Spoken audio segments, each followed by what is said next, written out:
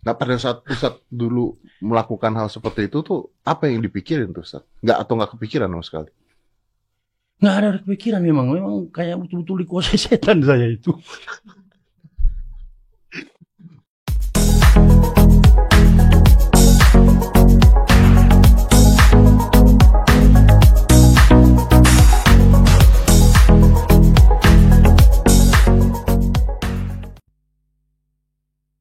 Shalom, saudara yang diberkati oleh Tuhan Yesus. Salam jumpa dalam kasih Tuhan bersama saya, Pendeta Mel Atok. Saya mengucap syukur bahwa pada kesempatan ini saya bisa kembali berbagi berkat kepada saudara-saudara sekalian dimanapun Anda berada.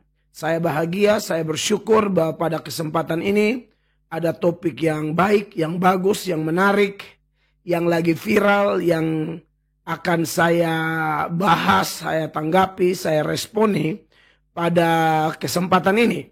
Nah, saudara-saudara, sebelum saya lebih dalam menanggapi apa yang akan saya tanggapi, saya mau memulai dengan ini, bahwa kalau ditanyakan apa hal paling indah atau salah satulah hal yang paling indah, paling mendasar dalam kehidupan kita sebagai manusia, keturunan Adam dan Hawa. Kalau sudah dikatakan manusia keturunan Adam dan Hawa, itu sama dengan kita mau bilang kita adalah manusia berdosa. Nah, kata yang paling indah adalah tobat. Tobat atau ditambahkan imbuhan lagi berarti bisa bertobat atau pertobatan. Nah, ini yang menjadi kerinduan. Dalam konteks Kristen kita tahu bahwa ketika ada masa diam ya antara Maliaki sampai Matius, itu ada masa diam kurang lebih 400 tahun. Kurang lebih 400 tahun itu kenapa disebut masa diam? Karena Tuhan tidak mengutus nabinya. Tidak ada malaikat, tidak ada nabi yang menyampaikan firman Allah. Jadi betul-betul itu adalah silent years atau masa diam di mana Allah tidak berfirman. Tetapi di penghujung masa diam itu, Tuhan kemudian memunculkan seorang hamba Tuhan yang terkenal, yaitu Yohanes Pembaptis. Dan waktu Yohanes Pembaptis muncul, Yohanes Pembaptis menyerukan hal ini. Bertobatlah, sebab kerajaan Allah sudah dekat. Setelah Yohanes Pembaptis ditangkap, Alkitab berkata tampillah Yesus di Galilea dan Yesus menyerukan hal yang serupa. Bertobatlah sebab kerajaan Allah sudah dekat. Dan kemudian pada waktu Tuhan Yesus mengutus ke-12 murid, ke-12 murid juga menyerukan hal yang sama, yaitu bertobat, kerajaan Allah sudah dekat. Berarti kalau kita bicara tentang topik bertobat, ini luar biasa. Hanya saja kita harus akui bahwa pengertian pertobatan di dalam Kristen itu tidak sama dengan pertobatan di dalam konsep pertobatan agama-agama di luar Kristen. Nah, menarik saudara-saudara yang diberkati oleh Tuhan Yesus Kristus, sebelum saya lebih jauh mengatakan pertobatan atau menyampaikan pertobatan seputaran konsep Kristen, saya dikirimi oleh banyak teman, sahabat, video tentang Ustadz Yahya Waloni yang sudah keluar dari penjara. Dan dia berbeda sekali, tidak seperti dulu lagi. Kita tahu dulu betapa Yahya sering menyerang Kristen, sering menghina Kristen dalam ceramah-ceramahnya. Tapi sekarang dia sudah tidak demikian lagi. Seperti cuplikan video yang di depan tadi, bahwa ketika Yahya Waloni diundang oleh Deddy Kobuser dan Deddy bertanya, kenapa yang menyebabkan atau apa yang ada di pikiran Ustadz waktu dulu itu menghina Kristen dan lain sebagainya, adu domba, ya, membawa ceramah-ceramah yang sifatnya seperti menyerang, menghina, mengadu domba dan lain sebagainya. Itu apa yang melatar belakangi. Dan video cuplikan di depan tadi, Yahya dengan jujur mengatakan bahwa waktu itu dia dikuasai setan. Makanya dia bicara seperti itu. Saya akan tunjukkan satu video yang lebih lengkap dari video cuplikan di depan tadi. Ketika Deddy Corbuzier bertanya kepada Ustadz Yahya Walloni. Ini videonya. Oke. Nah Ustadz, kalau melihat apa yang Ustadz lakukan dulu dan sekarang gitu kan. Ini kan Ustadz, saya ngeliat jadi orang yang sangat berbeda nih. Sangat berbeda. Insya Allah. Nah, yang Ustadz pelajari kan tadi udah diceritakan bahwa kita nggak bisa nih kayak begini terus mengadu domba, kayak begini bercanda, kayak dan sebagainya. Karena beragam di Indonesia ini besar sekali dan banyak sekali. Masya Allah. Bisa ketersinggungan, bisa apa. Iya. Nah, yang Ustadz akan lakukan apa jadi nextnya? Iya, karena begini. Sehebat apapun, setinggi apapun kemampuan seorang pendakwah itu dalam menyampaikan risalah dakwah. Ketika dia menyampaikan itu, lalu kemudian sudah melompati batasan-batasan etika publik dalam kehidupan masyarakat. Berarti orang ini sudah tidak lagi bisa dipercaya sebagai pendakwah. Nah itu, saya kan pernah menyampaikan dakwah dengan baik. Nah, ujung-ujungnya mencelakai orang Kristen. Itu ada hal-hal yang nggak boleh lah sebenarnya itu kita sampaikan.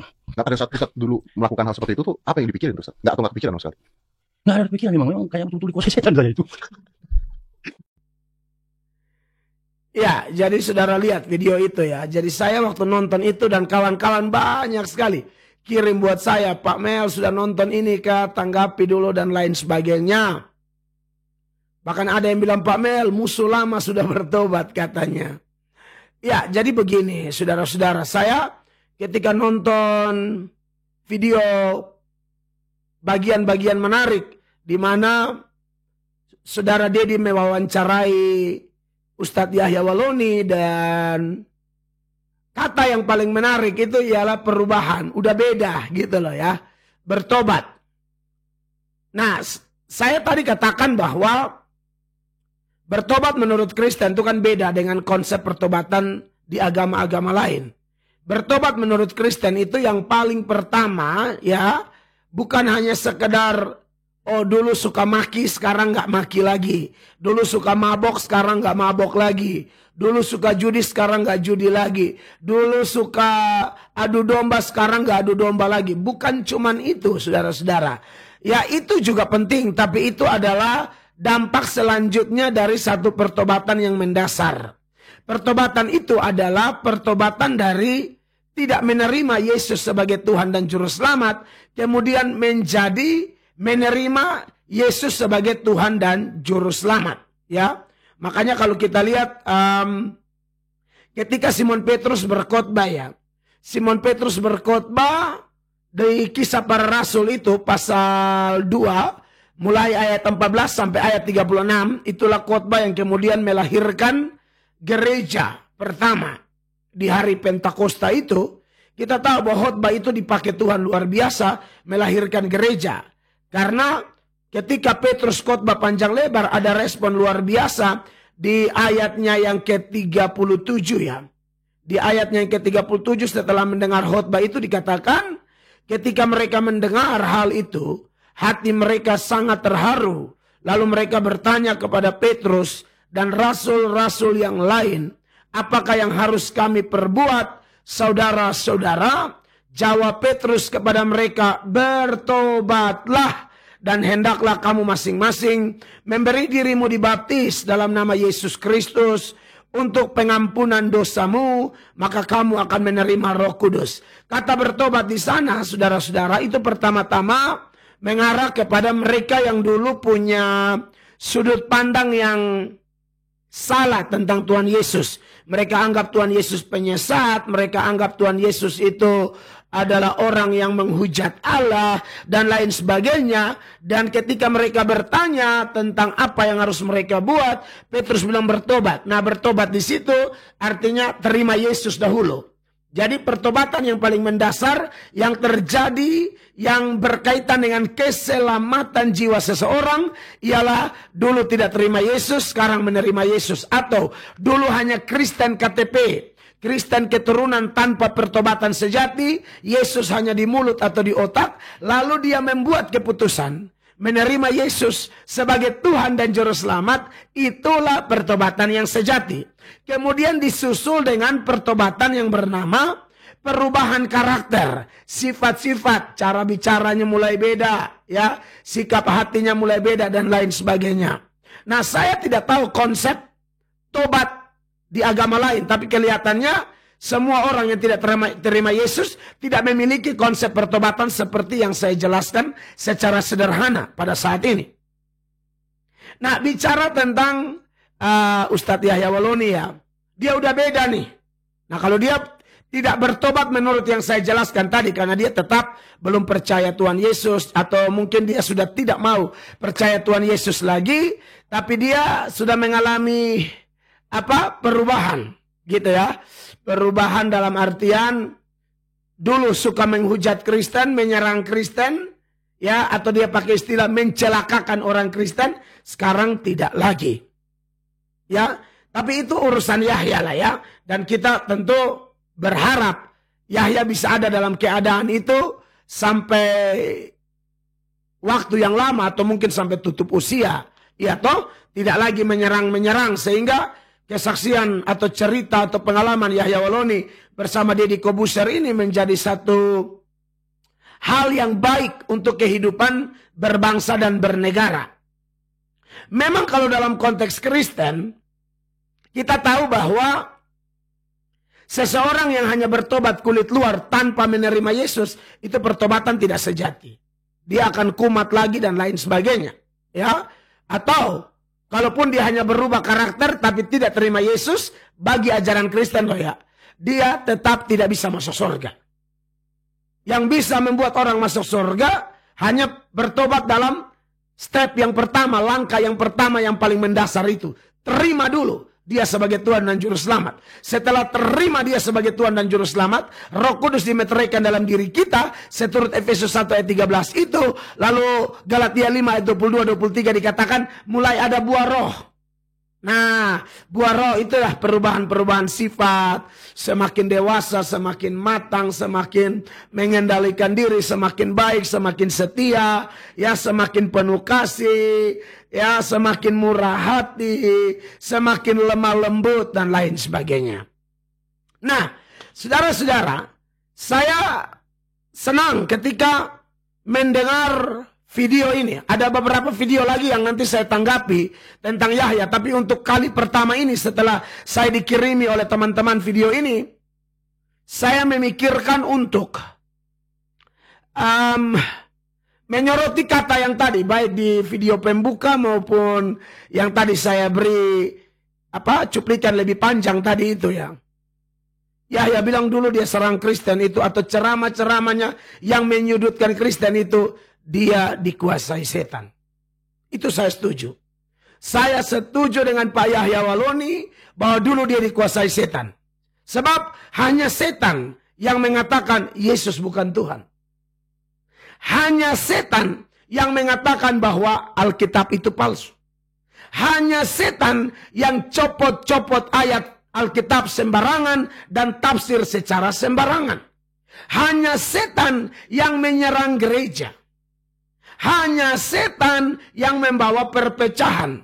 Karena kalau dari Roh Kudus kita tahu kan, kalau betul-betul dari Tuhan, dia akan ajar kita mengatakan Yesus itu Tuhan. Itu mutlak. Bahkan bukan hanya Tuhan asal-asal Tuhan, Tuhan semua orang. Saya baca dulu ayatnya. Ya, Kisah pasal 10. Ayatnya yang ke-36.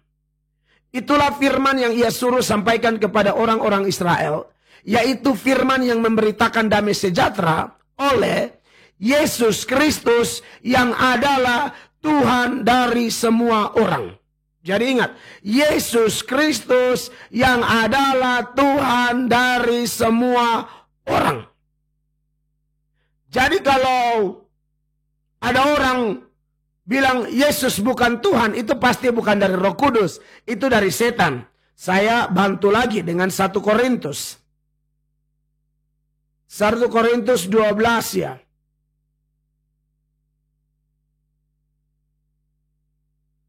Mulai ayatnya yang pertama. Dikatakan demikian.